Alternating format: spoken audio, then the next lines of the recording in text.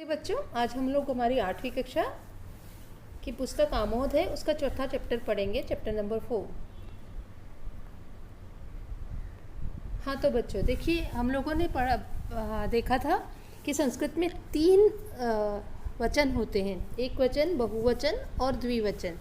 तो अगर 2 व्यक्ति हो, अगर एक व्यक्ति हो तो निकट में अगर एक व्यक्ति है तो हम लोग क्या कहेंगे उसको, हम लोग उसको कहेंगे एषः, ठीक है। और अगर बहुत सारे व्यक्ति हैं निकट में तो हम उसको कहते हैं ते। लेकिन अगर 2 व्यक्ति हैं तो हम उनको क्या कहेंगे, एतौ कहेंगे।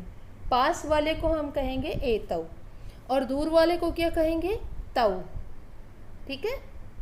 ये हम दूर वालों को कहेंगे। ऐसे ही दूर वाला जो अगर व्यक्ति एक वचन है तो उसको कहेंगे हम सह, एक व्यक्ति है तो, और बहुत सारे हैं तो कहेंगे एते, ठीक है।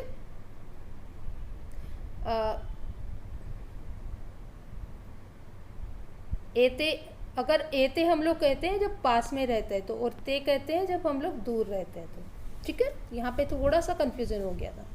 चलिए मैं आगे चलते हैं। तो अब हम लोग हमारे पाठ की तरफ आएंगे। दोबारा मैं एक बार बोलती हूँ, सह अगर व्यक्ति दूर है तो ओके, एक वचन में है, एक ही व्यक्ति है तो, और एषः है अगर व्यक्ति पास में है तो, एते अगर व्यक्ति पास में है, बहुत सारे व्यक्ति लोग हैं, मतलब मीन्स बहुत सारे लोग हैं तो वो एते, और ते अगर वो दूर है तो। एतौ कभी आता है द्विवचन जब 2 व्यक्ति हो और पास में हो, और तौ कभी आता है जब 2 व्यक्ति हो और दूर हो, ठीक है।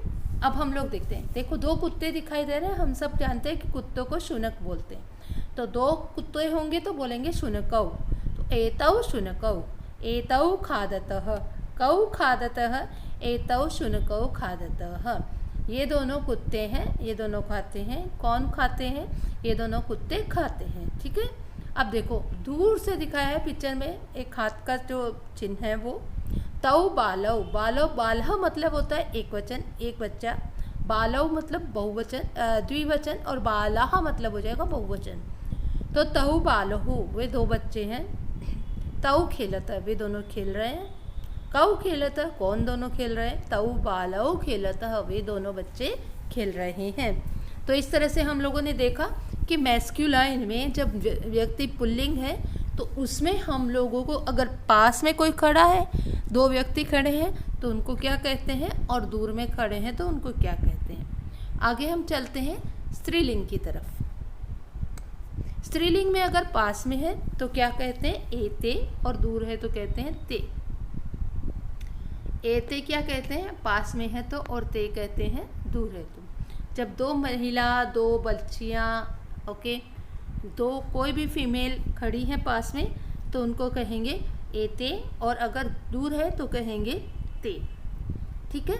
और एषा कहते हैं एक वचन के लिए, और तह, एषा कहते हैं एक वचन के लिए, और सा कहते हैं जब दूर व्यक्ति है एक वचन के लिए।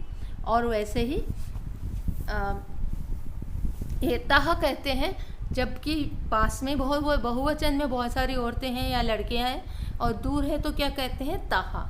तो अब वापस हम देखते हैं कि एषा जो है वो एक वचन में के लिए कहा जाता है, और एताह किसके लिए कहा जाता है, बहुवचन के लिए, ठीक है। और यहाँ पे सा किसके लिए कहा जाता है, एक वचन के लिए, और ताहा किसके लिए कहा जाता है, बहुवचन के लिए। तो देखो अगर एक लड़की है तो एषा बालिका, एषा बालिका, अगर 2 है तो ओके,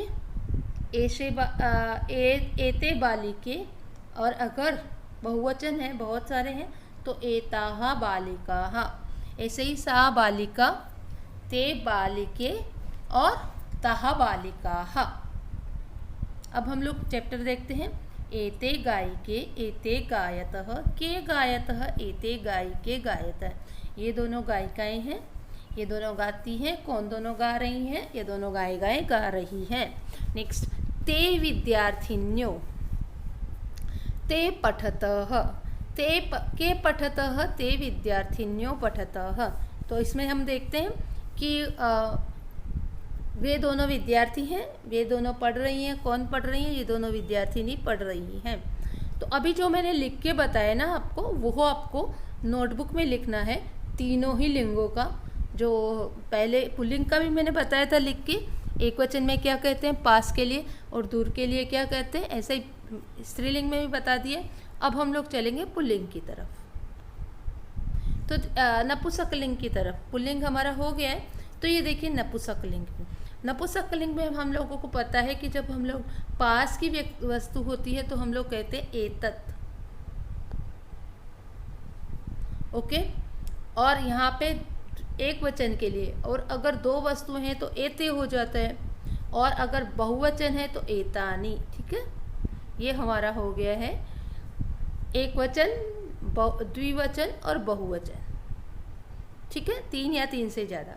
अब यहाँ पे हमारा होता है तत् एक वचन, और द्विवचन में आता है ते और तानी।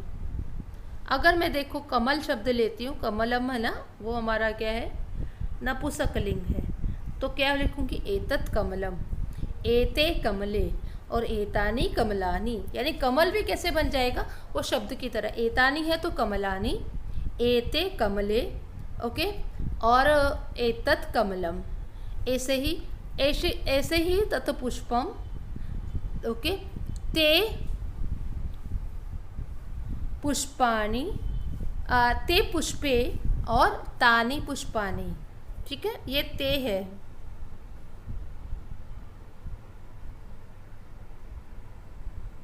ये दोनों मिल गया है ना, इसके लिए ये हो गया है। यहाँ पे ये शब्द हो जाएगा तानि पुष्पाणि। ठीक है, इस तरह से ये तानि होगा, तानि पुष्पाणि और ते पुष्पे। अब हम लोग शब्द देखते हैं, एते वाहने, एते गच्छतः, ये वाहन है, ये जाते हैं।